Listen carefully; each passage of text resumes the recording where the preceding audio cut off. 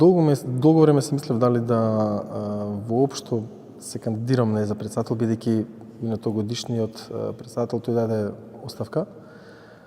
Кои беа предизвиците?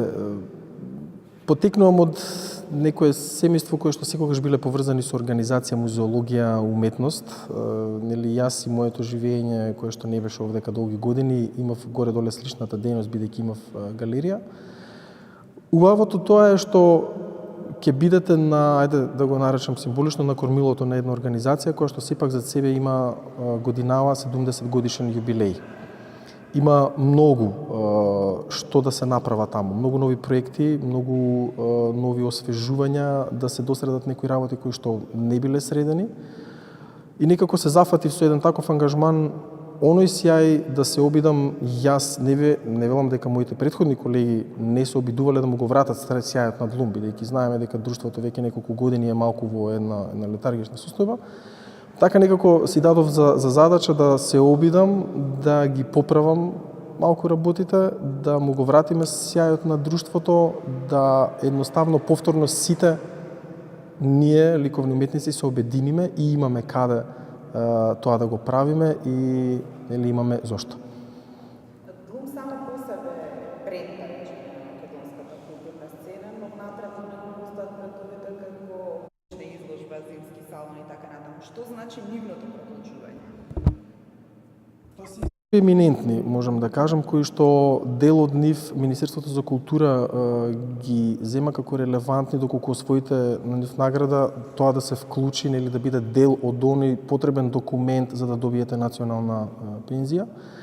Што значи тоа? Видете, кога имате една институција која што е постара од државата, така се шегувам јас, нели се сепак славиме 70 години, имате такви големи изложби, не смееме да си дозволиме во ниеден момент тие да престанат или да згаснат. Сепак еден зимски салон, тоа е интернационална современа изложба од современ карактер, каде што кураторени со странство. Годишна изложба го имате целото членство со она што го работи во текот на годината.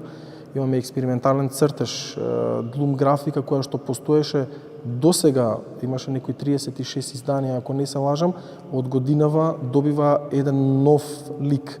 Значи прераснува во интернационално графичко биенале. Тоа се се проекти кои што верувам заслужуваат да ги види нашата јавност, не само скопска, македонска. И верувам не само овдека, туку доколку постои можност, а на тој работи, мислите тие да бидат видени и надвор од нашите граници.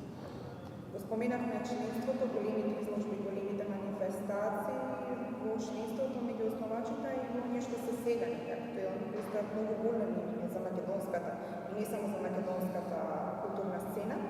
Можеме ли вака кога ќе погледнеме историски да проговориме за некој доминантен правец, епоха, кога македонската ликовна сцена била, да речеме, најсилна, кога најпродуктивна?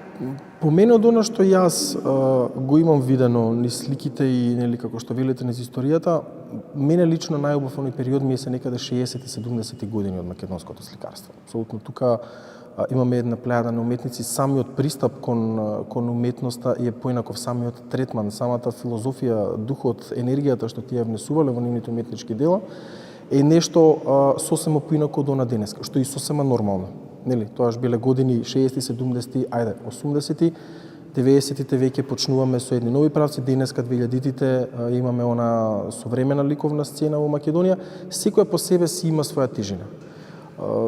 Не можеме да, народски кажано, да плукаме по она што било порано, да плукаме по историјата и сега да го величиме овој момент во кој што ние живееме, иако јас сум многу, можеби, пристрасен да се остави белег во времето во кое што живеете.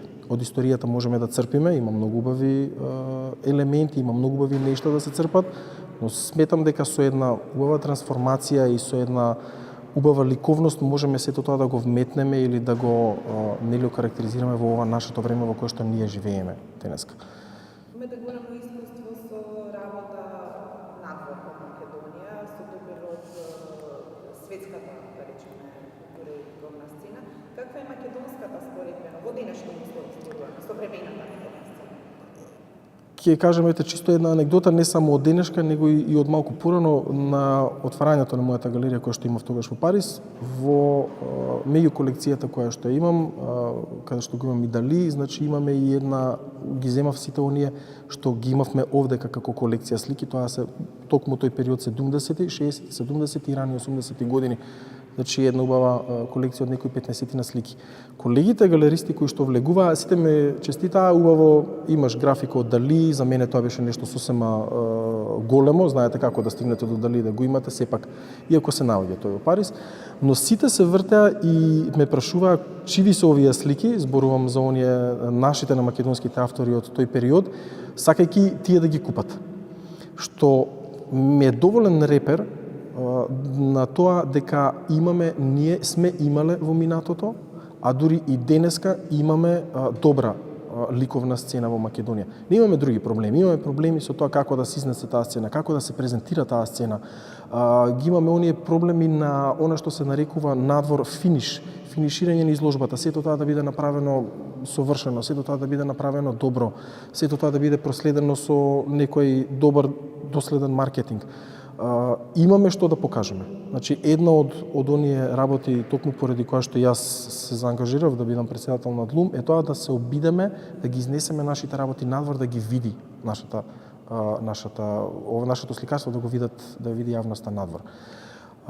Сме на едно убаво ниво, не смееме сега да бидеме нескромни или скромни, па да се величиме и не знам што, но сепак сметам дека сме во чекор со она што денеска се случува на ликовната сцена во светот. Колку имате време за вас, за собственото творештво, што е нешто го преокупира во моментот? Во дослов сте со современите текови, ако зборуваме дигитална ера, концептуалност, пораки преку љубовниот јазик, што го преокупира во моментот? Така, точно во моментов работам на малку посовремен медиум, инаку дали имам доволно време за мене. Некако го немам, но полека почнувам да ги подприсобирам идеите, почнувам да ги изработувам моите работи. Неодамна тоа беше моето учество на Фемина, кај што куратор Јана Манева Чуповска, еден убав глумов проект во рамките на Скопско лето, нели? Инаку работам со она што се нарекува Брајерова азбука, значи која што е азбуката за слепи, каде што моите дела ќе можат и тие луѓе да ги осетат, да ги видат преку нели оној допир.